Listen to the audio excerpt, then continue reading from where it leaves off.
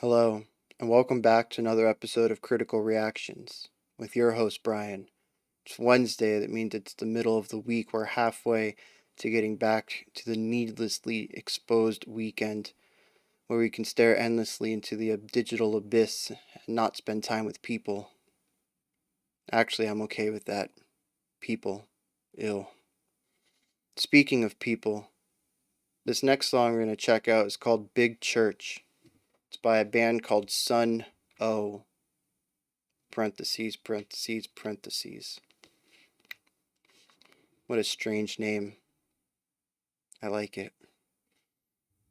Let's see what they're doing.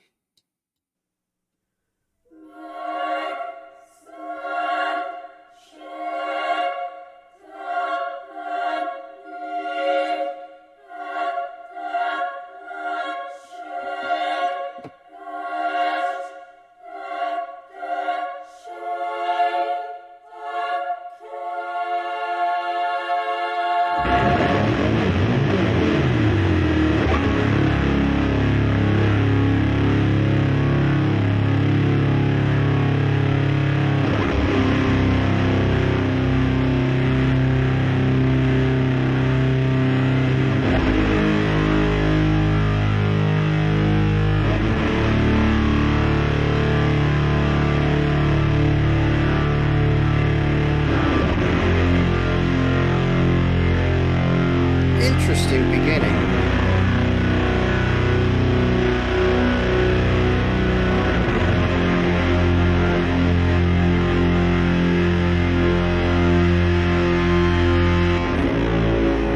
So we had some very interesting attacks and releases on the opening choir bits, and then that wide synth tone felt like it never wanted to really change notes.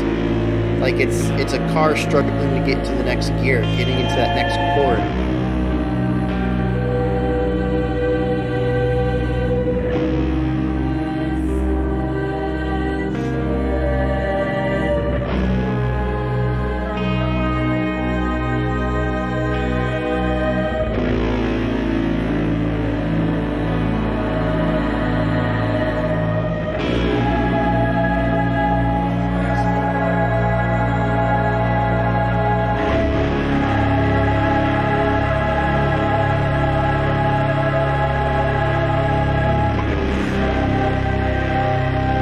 Definitely digging into some spookier chords here.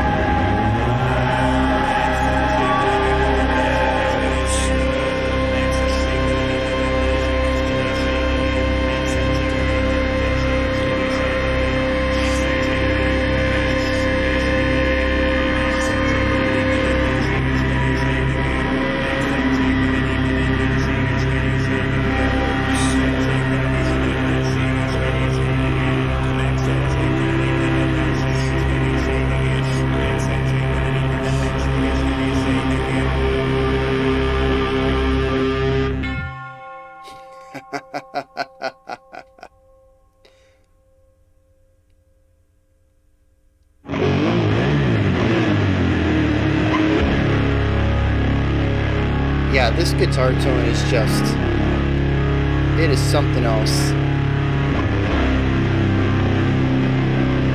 It's dark, it's menacing, and the attacks have so much crunch to them. Like I said, it feels like it's struggling to get to that next note that's played.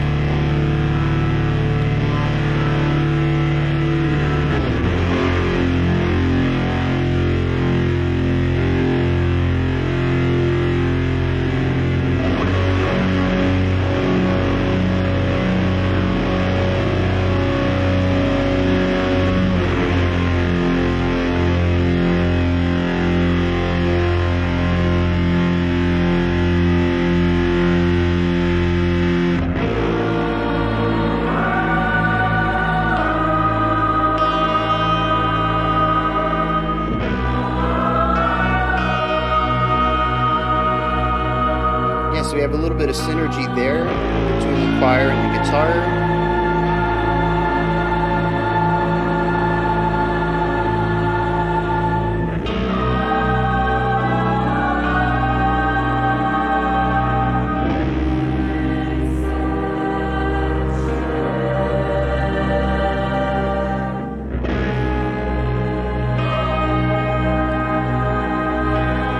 does sort of have some hymnic qualities to it, but just ridiculously slowed down to a sloth pace.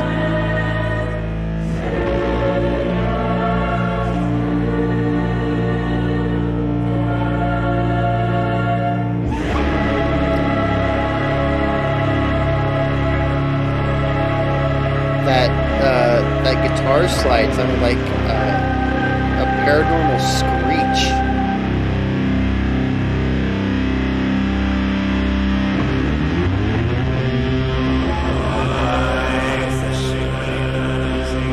Yeah, there is some throat singing in here.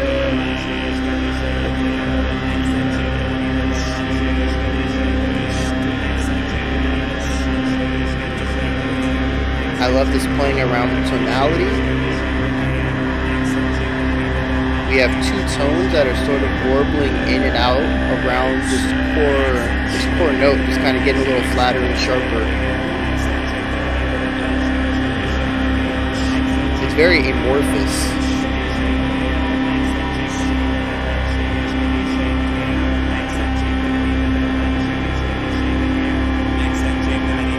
The overlapping voices is also interesting. To kind of go along with the hymnic idea and the big church name, it sounds like multiple priests speaking and singing over each other.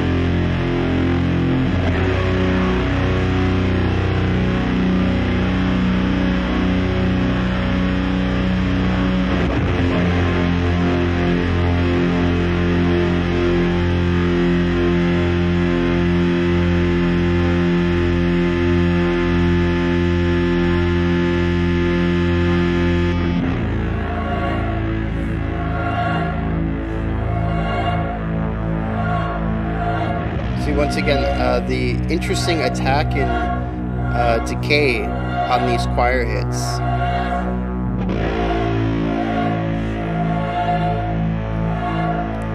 There's sort of a slow, gradual rise on the attack. We don't get the initial attack.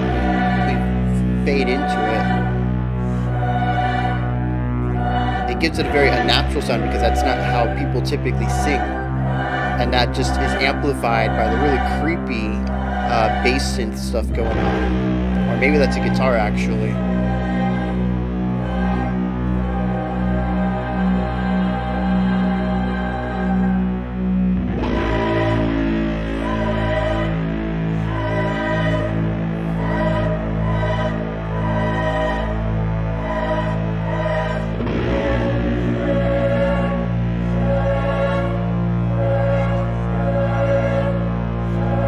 It's interesting that I'm starting to hear them as a string quartet fading into these bow. I don't actually know what the technique's called when you move the bow across the string. Bowing?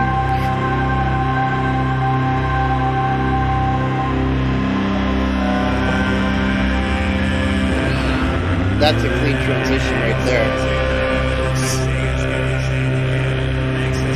Kind of fading in that throat singing underneath the guitar tones.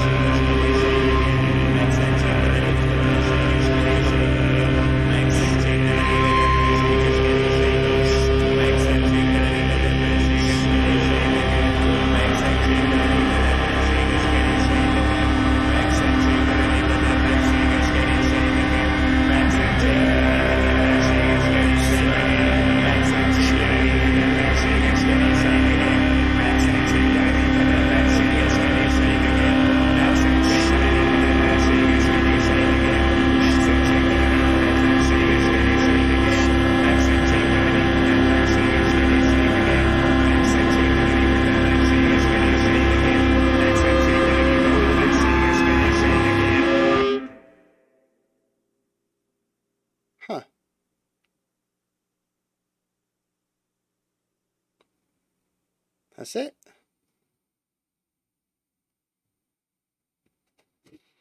Well, that's certainly something. Um,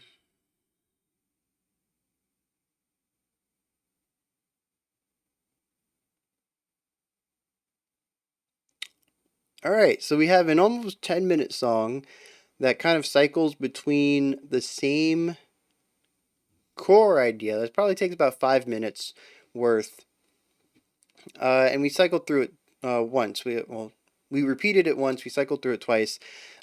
We start out with this choir sounds, and then we bring in the guitars, and then we have just these really deep rumbly guitars under this choir sound. Then we bring in the priest section, and we sort of just play around with these three ideas. And it sounds like we create two distinct sections out of this. I don't think they're perfectly repeated though.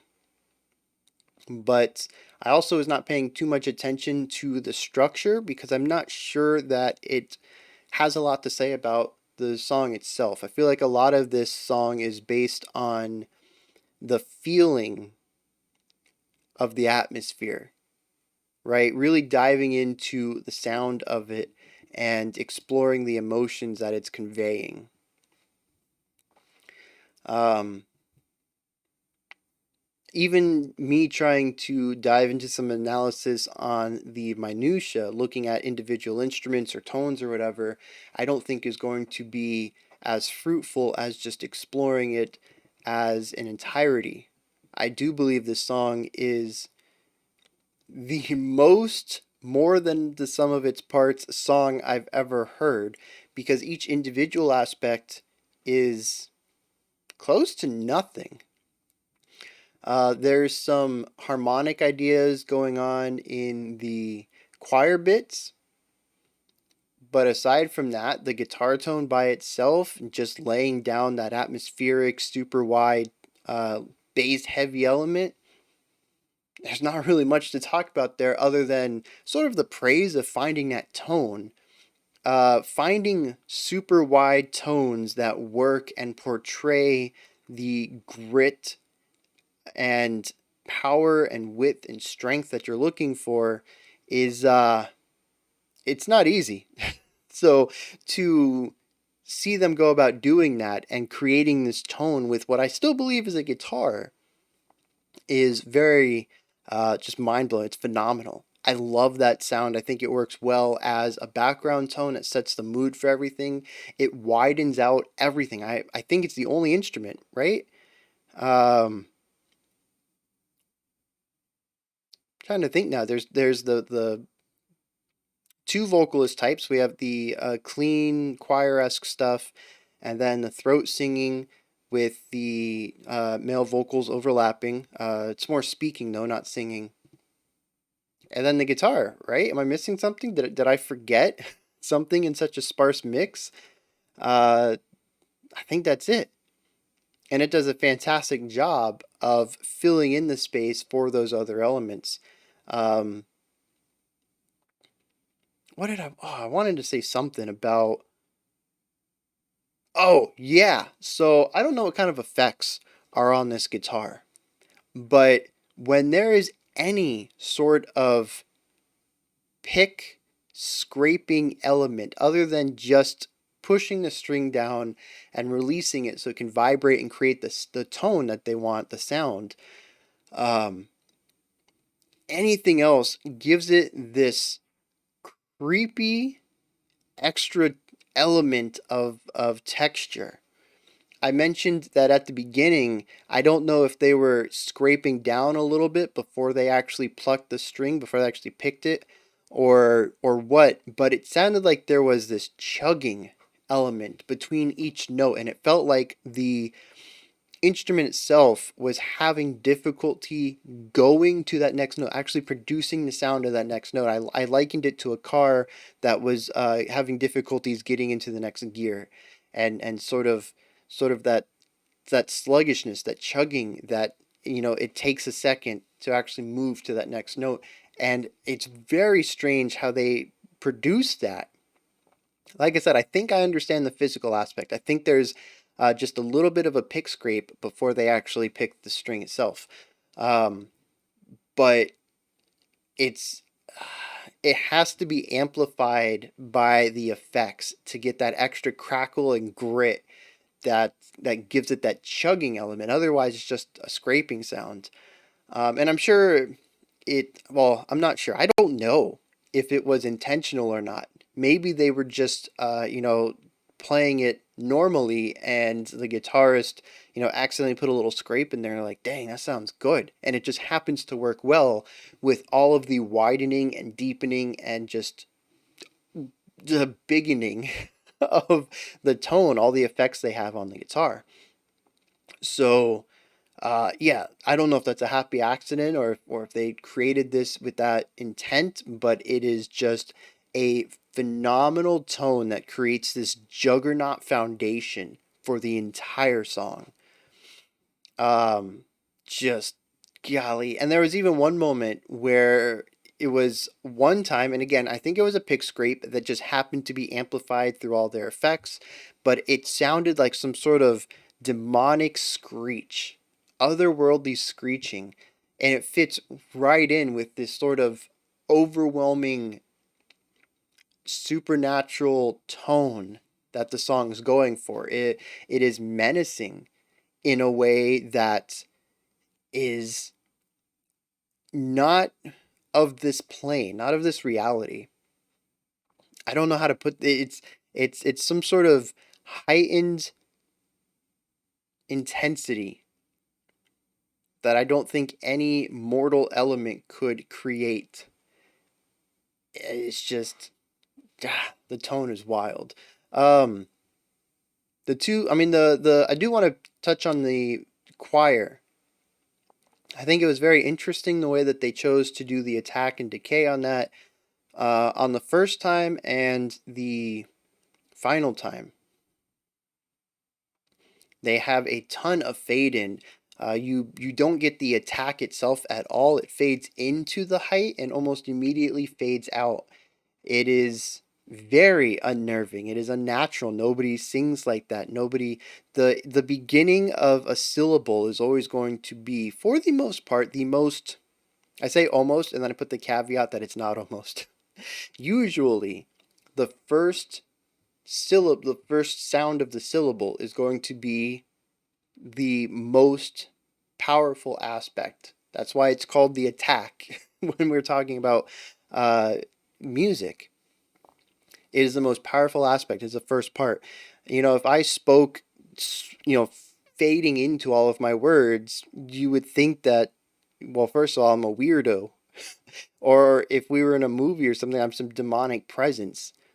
It's just not the way humans tend to speak, and to put that on a choir track is interesting. I don't know when this song came out. 2009. So actually that predates what I'm going to be talking about by a little bit. I don't know what fringe pop was doing in 2009. It's very possible that they were doing something like this, but 2010's pop music started to incorporate this idea of what I call the reverse attack, and it's where you fade into the highest part of the loudest part of the synth tone, and that happens to be the very end before you play that note again, fading back in. Um, I can't. I was gonna try to do it with my voice, but I think it just end up really bad. But I think if I played you a sample of it, you would immediately be able to think, maybe not of a specific pop song that did it, but I think you'd be able to recognize the technique. It was very popular in the 2010s with pop music, synth music, electronic music probably as well. Though I'm not as versed with the 2010s electronic scene. But it kind of works. It's still something I'm personally not used to, but like I said, it was everywhere. So I'm sure it was popular in some sort, probably with mainstream listeners. Popular sound, so people enjoy it. I still find it a little unsettling, even in electronic tones, but I definitely find it unsettling with voices. That is just not how voices work.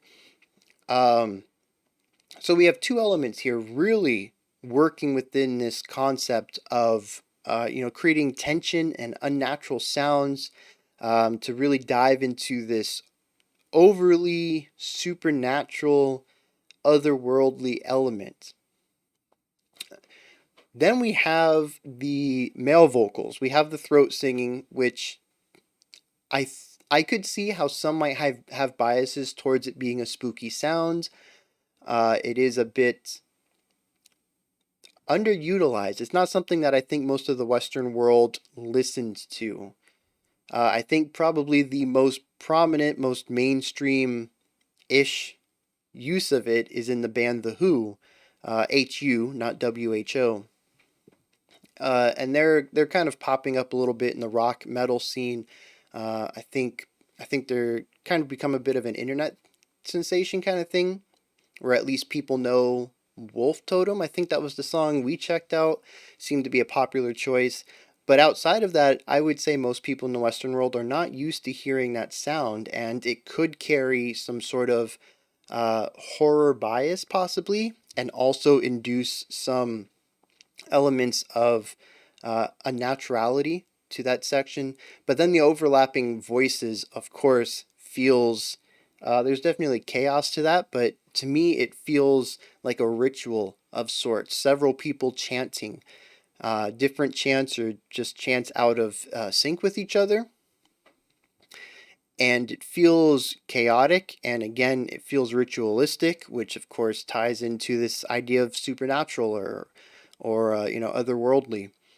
And this entire song, plus that title of Big Church, it leads to this, or it led me anyways, to this idea of not necessarily a satanic ritual, but something definitely a bit dark in nature. Something that, I don't know, is ominous, I think at the bare minimum, and dreadful, maybe at the maximum. It's a very tense song. I think it's a perfect pick for spooky Halloween week, though not for the reasons I think I would typically associate it with. If we had not listened to this during spooky week, I don't know the song would have been so spooky to me. Unsettling, yes. I think they've nailed that with their atmosphere. But I think having the mindset of listening to Halloweenish, spooky kind of songs, already put me into the position to view this in a spooky manner, and I think it works very well for that.